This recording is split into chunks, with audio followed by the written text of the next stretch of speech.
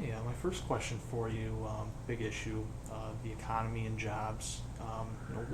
What are you working on, or what do we have to do to bring jobs to the district and to the upstate region? Well, of course, we were working on the overall national economy. It's very important that we don't let up on the stimulus, and we keep things going and keep teachers working, et cetera. And I've been working hard in terms of the legislative area to try to continue to boost the federal funding for things like teachers and sewer and water projects. They may not be sexy, but they're a very important part of keeping us going. We don't want to see our infrastructure deteriorate. Because of the lack of resources.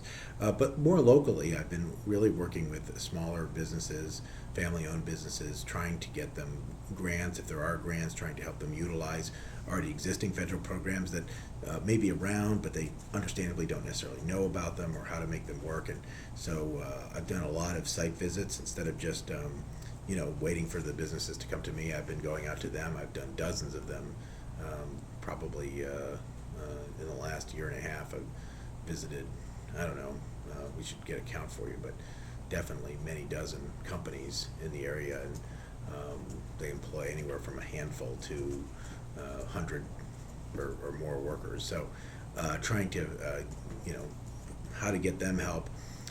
There's a lot of stuff that's already going on with the Small Business Administration and in the Commerce Department. I had a commerce official in the Syracuse area talking to small businesses. I helped organize it, and I went there too.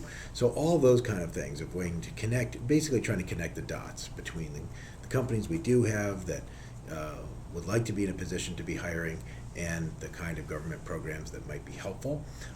And if there's something that's not helpful, then trying to figure out what we can do to change it. Talk a little bit about the financial reform legislation that was just passed. I know that being on the Financial Yeah. Services Committee, I certainly had a hand in that. But Yeah, I mean, we started really in the first few weeks of the Congress, and we just finished up this last week when the president signed the bill into law on Wednesday. It's a big piece of legislation, probably the biggest banking reform bill done since the Great Depression.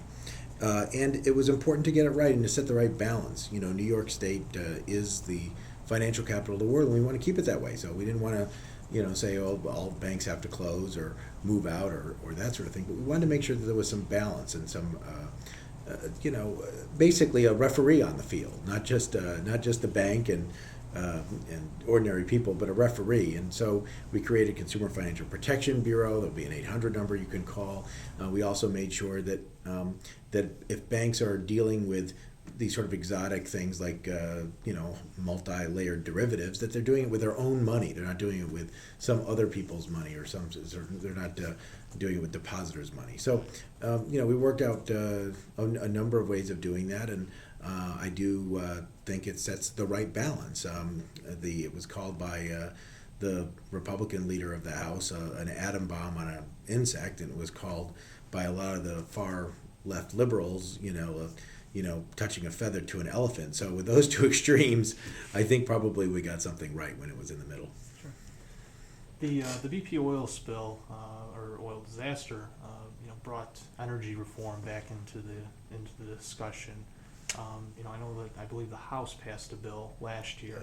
Do you see the Senate acting on that, or do you think we'll have to go back to the table and come up with a new energy reform package? This Harry Reid, the leader of the Senate, all but gave up this week, maybe even gave up at least until after the election. I think it's very unfortunate. The House did pass legislation addressing climate change and promoting new forms of energy. There's a lot of people who criticize the energy bill, which I supported, but the truth is that in our part of the country, there are universities, there are companies that are doing the research on new forms of energy and new ways of conservation that will benefit greatly from the energy bill. It really is green jobs. And so it's very unfortunate, not just for the country and the world that we're at least postponing this to future generations at the moment, but also to our local economy. The recovery bill, some call it the stimulus bill, actually had more investments in green technology jobs than any other piece of legislation previously within that bill. The energy bill would have been able to really continue that. So I think it's a shame, and I'm not saying that there shouldn't be any compromise on it, but the Senate refuses to pass anything right now. I mean, I'm still hoping maybe after the election's over and everybody's played all the politics they're going to play with the issue, that we come back to it and we figure out a way to get off of foreign oil and all of the kind of things like oil and coal that are really old. They're called fossil fuels for a reason, but they're dangerous. We've had this horrible disaster now in the Gulf, but keep in mind we also had the Exxon Valdez disaster before that, and other kinds of disasters. We've had coal mines and all these miners losing their lives. It's you don't see as that happening with windmills. You don't see that happening with biofuels. And you certainly don't see that happening with conservation and making better green buildings. And we do all that stuff right here in central New York.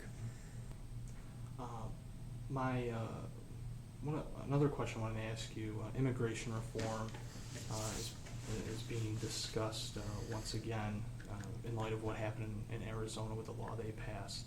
What would your optimum legislation be to address immigration reform? Yeah, I mean, optimally, that we would follow something along the lines of the bipartisan proposal that Chuck Schumer and Lindsey Graham have advocated for in the Senate. We would have a pathway to citizenship. We would, make sure that we secured our borders, but certainly didn't push out immigrants. Just made sure it was an orderly and fair process. The problem is that is an ideal solution, and the politics of it seem to be that's just not going to happen, at least not in the near term. And in the meantime, upstate New York will be put at a major disadvantage if we don't fix the H-1A visa programs, the kind of farm worker visa programs. U.S. workers will be put out of jobs if we don't have the migrant workers to pick things like apples and other kinds of fruits and vegetables, and help with our dairy farming. And so it's very important that we not make the perfect the enemy of the good, that we pass ag jobs. It's a bill that I've co-authored to help make sure that these workers are available and can be brought in legally without incident. So that's very, very important. It's also, by the way, important that we have H-1B visas too. Right now, Syracuse University or say RIT might graduate a student getting a PhD who wants to stay, who may even have a boyfriend or a girlfriend or a family here in Syracuse or Rochester or where have you, and we're making them go back to their original home country in India or China and contribute to that economy instead of, when we need young people, allowing them here. So I think we need just some common sense in immigration reform. Like I said, I'd be happy to support a comprehensive bill, but if we can't get that this year, we need to at least do whatever common sense reforms we can do.